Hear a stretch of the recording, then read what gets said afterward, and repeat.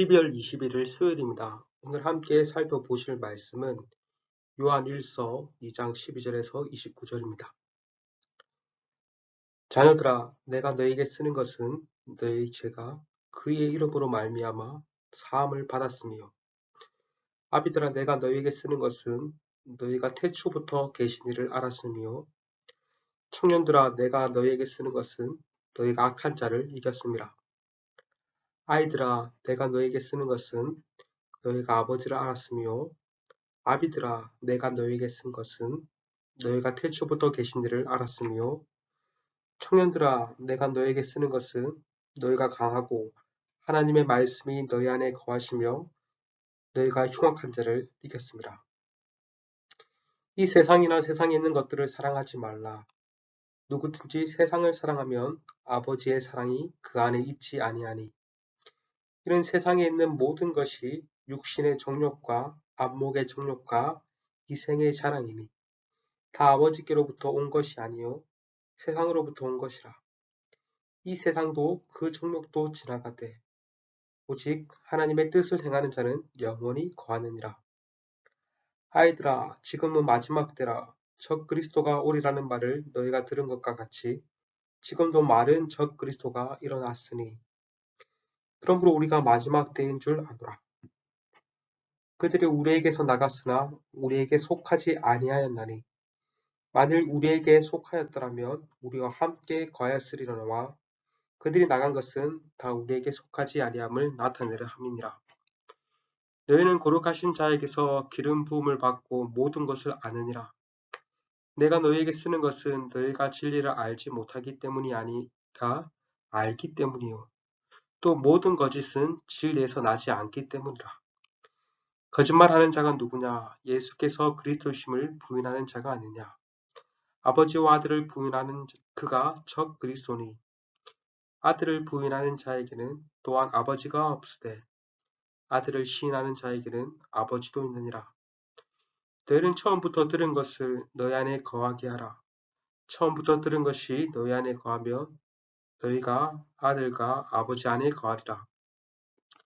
그가 우리에게 약속하신 것은 이것이니 곧 영원한 생명이라. 너희를 미혹하는 자들에 관하여 내가 이것을 너희에게 썼노라. 너희는 주께 받은 바 기름 부음이 너희 안에 거하나니 아무도 너희를 가르칠 필요가 없고 오직 그의 기름 부음이 모든 것을 너희에게 가르치며 또 참되고 거짓이 없으니 너희를 가르치신 그대로 주 안에 거하라. 자녀들아, 이제 그의 안에 거하라. 이는 주께서 나타나신 바 되며 그가 강림하실 때 우리로 담대함을 얻어 그 앞에서 부끄럽지 않게 하려 함이라. 너희가 그가 의로우신 줄 알면 의를 행하는 자마다 그에게서 난 줄을 알리라. 아멘. 오늘도 이렇게 말씀의 자리에 나오신 성도님들을 축복합니다. 앞서 사도 요한은 2장 1절에서 믿음의 공동체를 향해 나의 자녀들아 라고 부르며 내가 쓴 것은 너희로 죄를 범하지 않게 하려 함이라고 말하였습니다. 오늘 본문 12절에서도 자녀들아 라고 부르며 내가 너에게 이 편지를 쓴 것은 너희 죄가 그리스도로 이름으로 말미암아 제사함을 얻었기 때문이라 라고 말을 합니다. 성도는 하목제물이신 그리스도로 말미암아 이미 죄사함을 얻은 자들입니다. 사도 요한은 이 편지를 통해 성도의 정체성을 다시 한번 더 일깨워주고 있습니다. 이어서 좀 더 구체적인 대상들, 곧 아비들, 청년들, 아이들에게 자신의 신분이 어떠한지를 말하므로 믿음을 일깨우고 있습니다. 아비들을 향해 내가 너에게 쓴 것은 너희가 태초부터 계신 이를 알았다라고 말을 합니다. 여기서 태초부터 계신 이는 1장 1절에서 언급하였듯 그리스도를 가리킵니다. 아비들을 향해 그들이 그리스도를 알았다고 13절과 14절에서 두 번이나 강조해서 말하고 있습니다. 여기서 그리스도를 알았다라는 말은 무엇을 가리킵니까? 그리스도 안에 속한 자들이란 말입니다.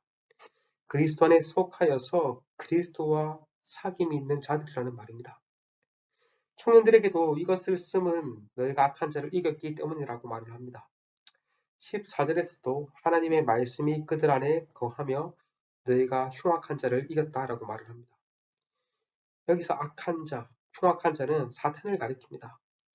성도는 그리스도를 믿음으로 말미암아 그리스도께서 사탄으로부터 승리하셨듯이 성도들 또한 사탄으로부터 이미 승리한 자들입니다.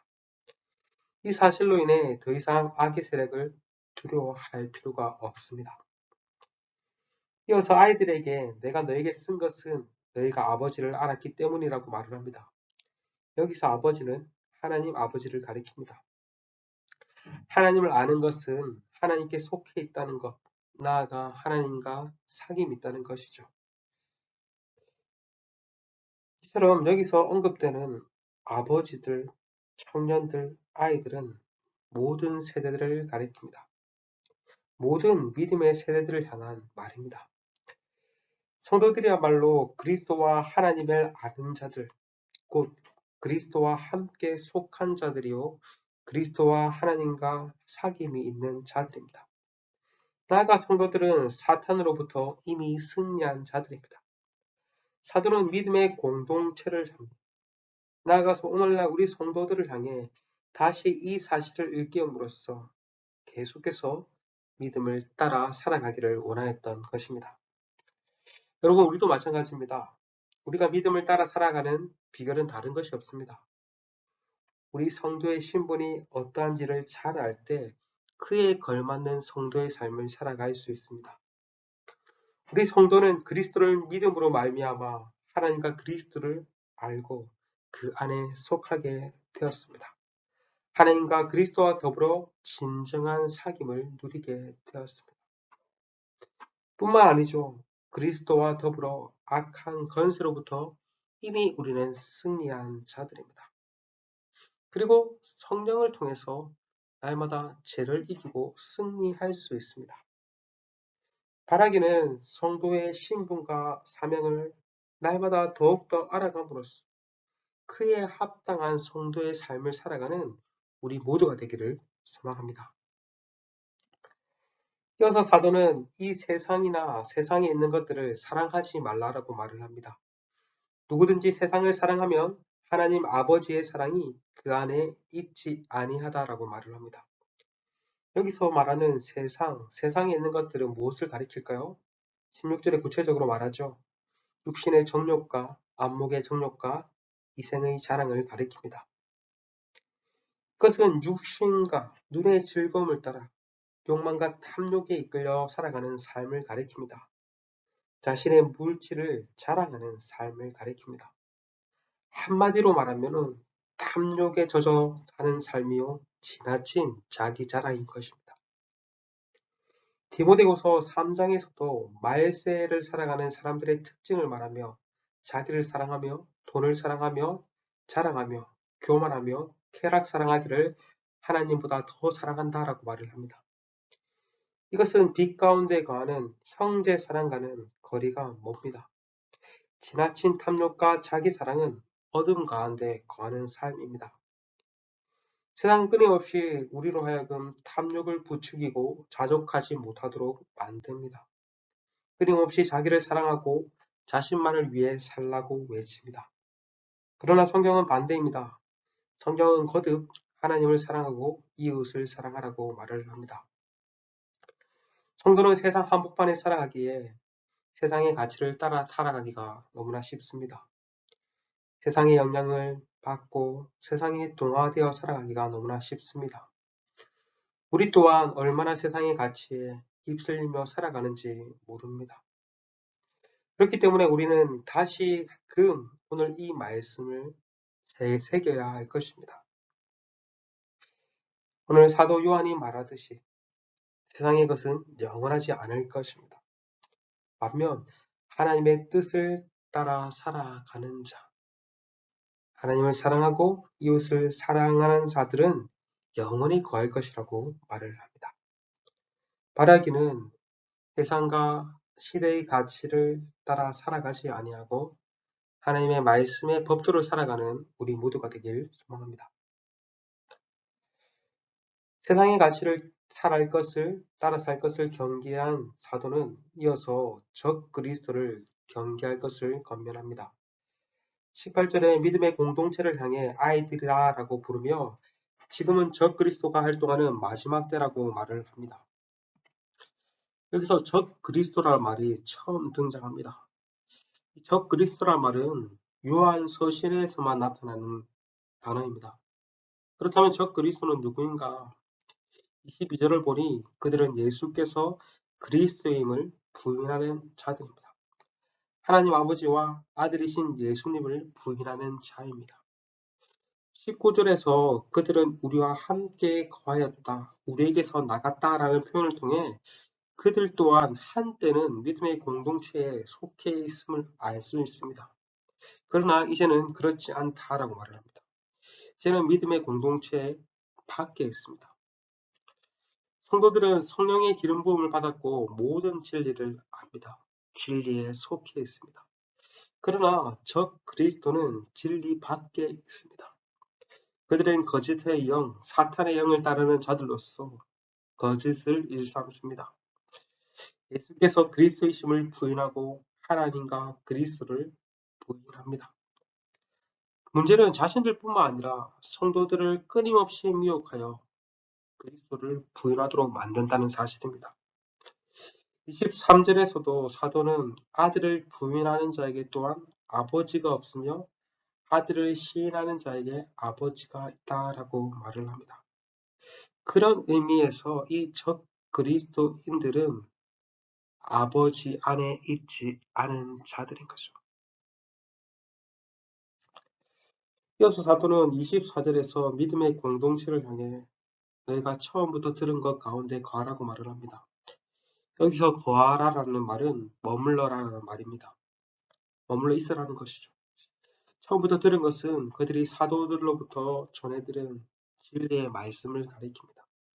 그리스도와 하나님에 대한 바른 가르침을 뜻합니다. 그 안에 머무는 것이 그리스도와 하나님 안에 머무는 삶이라는 것이죠.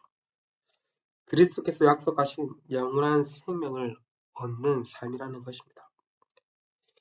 20절에서 너희는 거룩하신 자에게서 기름 부음을 받고 모든 것을 알았다라고 말을 하는데 27절에서도 너희는 주께 받은 바 기름 부음이 너희 안에 거한다라고 말을 합니다. 성도는 그리스도로부터 진리의 양이신 성령의 기름 부음을 받았습니다. 그렇기 때문에 아무에게나 가르침을 받을 필요가 없다라고 말합니다. 오직 진리의 양이신 성령께서 참되고 거짓이 없는 것을 가르쳐 주시기 때문입니다. 이것은 무엇을 의미합니까? 거짓말을 하는 자들, 유혹하는 자들, 거짓 교사들의 가르침을 받을 필요가 없다라는 말입니다. 성도는 이미 성령의 기름 부음을 받은 자들이기 때문입니다. 그러므로 성령의 가르침을 받고 살아가야 합니다. 성령의 가르침을 따라 그리스도 안에 거해야 합니다.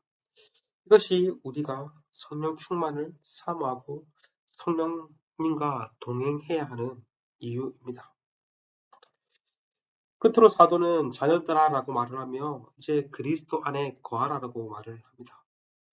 그리스도 안에 거하는 것은 앞서 말한 바 처음 들은 진리의 말씀 안에 머무는 삶이요, 나아가 29절에서 말하는 바 의로우신 그리스도를 따라 의를 행하는 삶입니다. 사도는 그리스도 안에 거하는 삶이야말로 지속적으로 담대함을 얻을 수 있으며 그리스도가 강림하실 때 그 앞에서 부끄럽지 않게 될 것이라고 말을 합니다. 바라기는 오늘 하루도 성령의 기름 부음 받은 성도답게 진리의 영이신 성령께서 우리를 진리 가운데 이끌어 주시길 기도하기를 소망합니다. 무엇이 옳은지 무엇이 옳지 않은지 진리를 분별하기 혼탁한 세상 가운데 무엇이 진리인지 아닌지를 성령께서 잘 분별할 수 있도록 도와주시고 우리가 진리 안에 머물 수 있기를 기도하며 나아가시는 우리 모두가 되시기를 간절히 소망합니다.